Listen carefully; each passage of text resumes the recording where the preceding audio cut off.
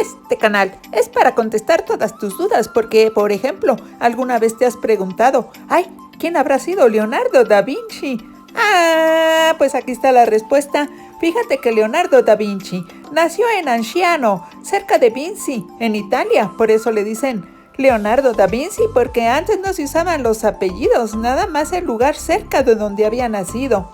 Este nacimiento se dio el 15 de abril de 1452, o sea, hace 573 años. ¡Guau! Y todavía es famoso, imagínate.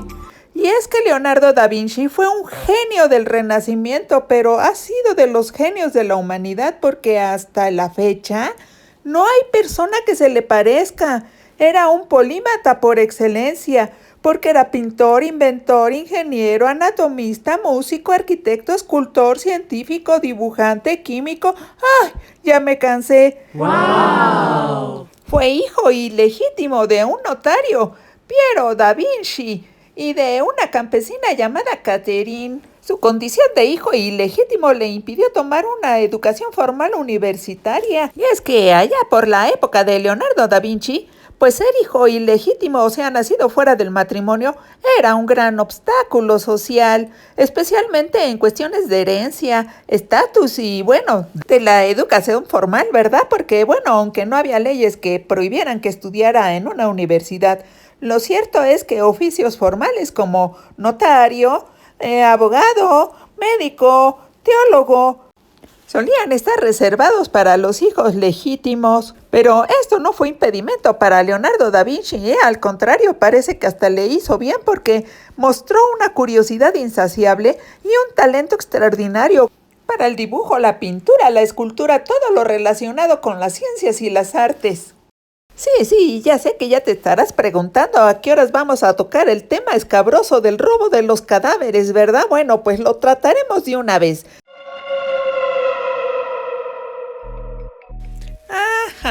Con que sí, ¿eh? Así que Leonardo da Vinci robaba cadáveres. Bueno, no exactamente, aunque la leyenda tiene un fondo de verdad, ¿eh? Eso sí, en la época de Leonardo, que es allá por el siglo XV y principios del XVI, estudiar cadáveres estaba muy mal visto, y sobre todo por la iglesia y la sociedad. Pero es evidente que Leonardo da Vinci lo hizo, porque tiene hasta dibujos de los fetos humanos en el vientre materno. ¿Cómo podría él verlo si no es porque había abierto de tajo a una mujer, verdad?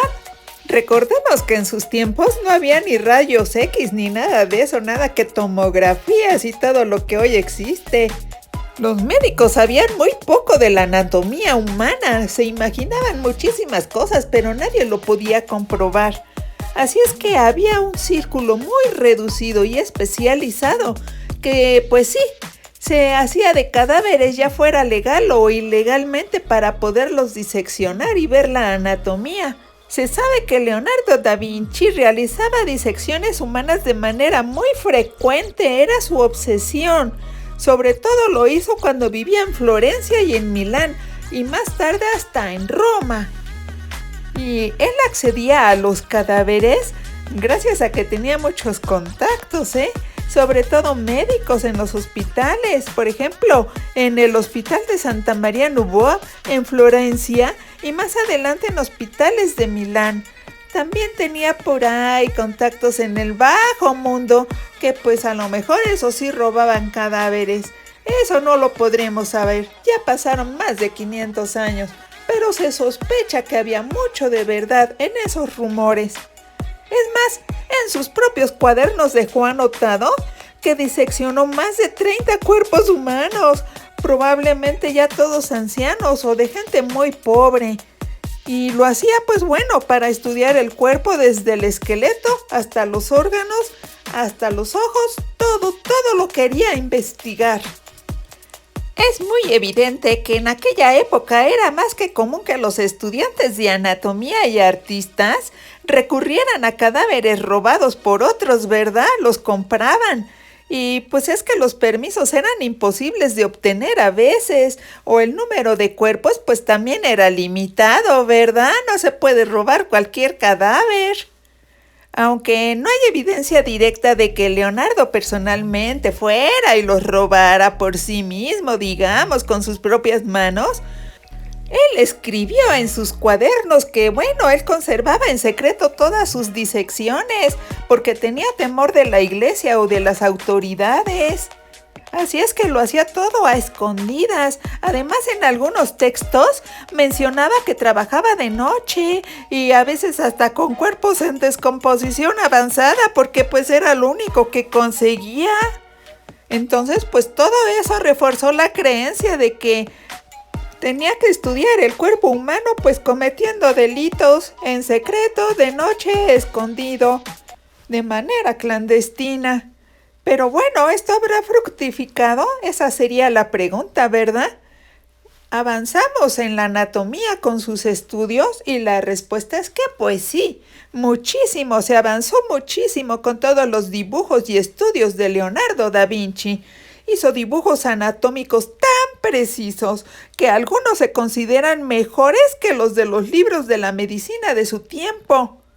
Además, fíjate, observó la estructura de músculos, tendones, huesos, el sistema circulatorio, bueno, las válvulas del corazón, imagínate.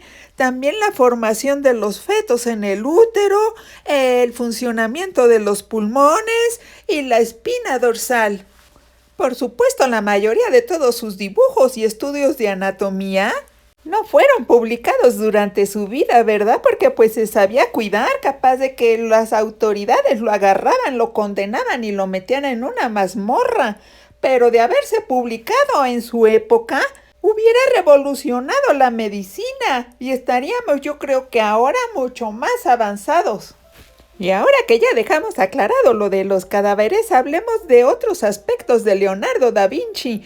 No olvidemos que el señor era todo un genio. Viajemos juntos hacia su infancia. Aunque su padre no lo reconoció como hijo legítimo, sí que lo llevó a vivir a su casa, para que creciera con sus otros hermanos, o sea, los hijos que sí eran legítimos. Y desde muy pequeño mostró su asombrosa inteligencia, aprendió a leer, a escribir, aritmética, ciencias naturales, casi por sí mismo, casi como autodidacta. Así es que el papá lo mandó a seguir aprendiendo cosas con un notable tutor. Se llamaba Giorgio Verrocchio, quien le enseñó dibujo, pintura, bases de química y hasta técnicas de grabado y escultura.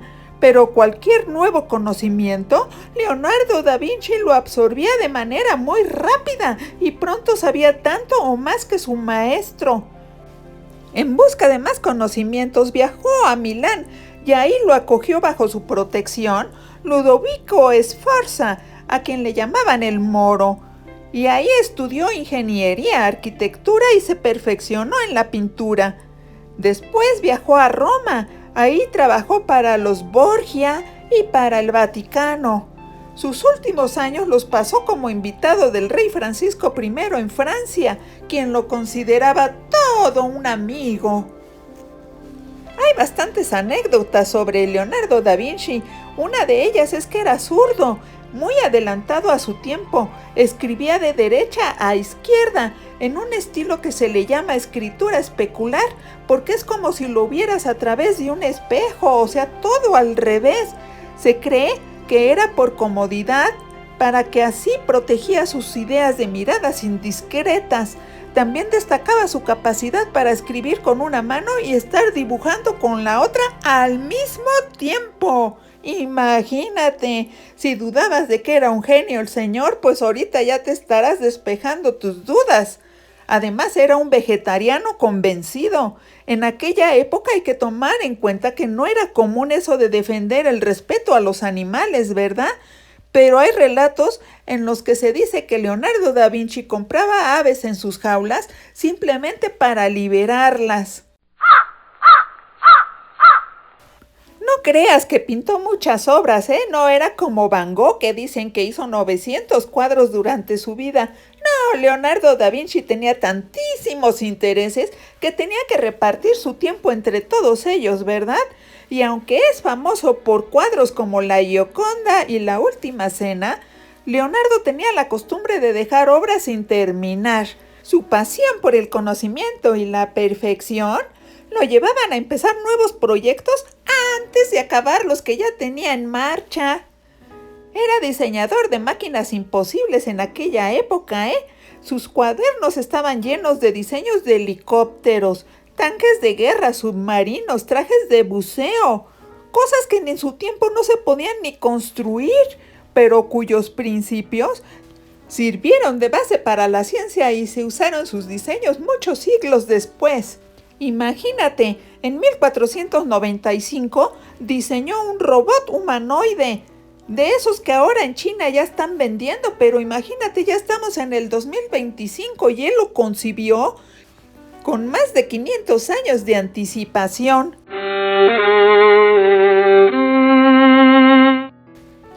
¿Que por qué te pongo violines? Es que otra de sus rarezas era que contrataba músicos para que tocaran mientras él pintaba sus retratos. Se dice que era muy extraño que Leonardo se dedicara a hacer retratos, pero que cuando se decidía a hacerlo, entonces llevaba a los músicos para no aburrirse. Lo que sí le encantaba era salir a dar largos paseos por el campo y los bosques. Tenía la extraña obsesión de observar aves y murciélagos. Quizá una de sus curiosidades era que sus bocetos que más han llamado la atención son aquellos sobre avionetas y aviones, seguramente inspirados en la observación de aves y murciélagos, además de que realizó disecciones para ver cómo funcionaba el cuerpo de las aves, porque quería saber por qué volaban. Este señor Leonardo da Vinci nos dejó muchísimos aportes a la humanidad. Todos sus inventos, aparte sus grandes obras como la Gioconda, que se le llama normalmente Mona Lisa, ¿verdad? Y el cuadro de la Última Cena de Jesús. Esos cuadros por sí solos cambiaron la historia del arte por su profundidad psicológica y su técnica. Sus estudios en ciencia y anatomía fueron la base de la medicina moderna. En ingeniería, la construcción de sus máquinas, aunque sean dibujos, ¿verdad? Pero gracias a él, ahora tenemos helicópteros, aviones, tanques de guerra, puentes, máquinas, robots, bicicletas, hasta paracaídas, imagínate. Su insaciable curiosidad y su creatividad a cruzar las fronteras de lo humanamente posible. Una mente como la suya quizás no haya surgido hasta ahora, ¿eh? Antes de despedirnos, hay otra faceta de su vida que me gustaría tocar, y es que no se le conocen relaciones sentimentales convencionales. Aunque su vida amorosa es un misterio, por lo mismo se cree que era una persona solitaria. Simplemente trabajaba con sus aprendices y vivía con ellos. Había uno a quien tenía en especial estima, porque llegó a trabajar con él a los 10 años, le decía el Salai, debido a su carácter de ladrón y mentiroso. Desde 1490, cuando Salai tenía apenas 10 años, fue aprendiz de Leonardo da Vinci. Un año más tarde, en 1491, el propio Leonardo lo calificaba en uno de sus cuadernos como de ladrón, embustero, obstinado, glotón. También anotó todas las fechorías del pequeño, sus travesuras y sus pequeños hurtos. Este es el inicio de la relación más duradera y estable en la vida de Leonardo, pues Salai vivió 25 años junto a su maestro, quien siempre lo trataría con indulgencia, y es posible que gran parte de esos años también Salai haya sido como que el amante de Leonardo, o al menos eso es lo que dicen los historiadores sobre ellos, ¿verdad? En cuanto a los amigos, en alguna época de su vida fue amigo de Sandro Botticelli y de Michelangelo, aunque con rivalidad, ¿verdad? Porque como todos eran pintores, pues se veían así como que, pues ya saben, eran la competencia, ¿no? Leonardo da Vinci murió el 2 de mayo de 1519 a los 67 años. Se piensa que ya tenía artritis o reumatismo, ya que en los últimos años su fiel compañero Salai fue quien fungió de secretario para todos sus asuntos y escribía por él. Da Vinci falleció en el castillo de Amboise, en Francia, bajo el mecenazgo de Francisco I, el rey aquel que era su amigo. Los detalles sobre su muerte son pura especulación, ¿verdad? Pero se cree que fue un derrame cerebral o un infarto. Y Salai y el otro aprendiz que se llamaba Francesco Melzi fueron sus herederos. Salai se quedó con todos sus cuadernos, dibujos, obra y capitales. Pero yo creo sinceramente que a quien más heredó fue a todos nosotros que vivimos ahora siglos después, porque gracias a sus inventos el mundo fue otro. Y no olvidemos sus obras que siguen en los museos, como la Gioconda, la Última Cena. Y hay otra obra de arte famosísima, que es el retrato de Cecilia Gallerani, conocido como la Dama del Armiño. Seguro que ya la han visto, y si no en este video, aquí está la foto de esa obra. Es la de la muchacha cargando al perrito, pero no es perrito, es un armiño. Es un lindo animalito parecido al hurón. Y bueno, ya con esto me despido, pero nos vemos muy pronto en otro video. Y si tienes por ahí alguna duda, alguna inquietud y quieres saber la respuesta, pues pregúntame algo. Nomás suscríbete al canal y déjame un comentario con tu pregunta y más rápido que pronto hago el video con la respuesta. ¿Y sabes qué? Que nunca te quedes con la duda y nos vemos muy pronto. ¡Hasta la vista!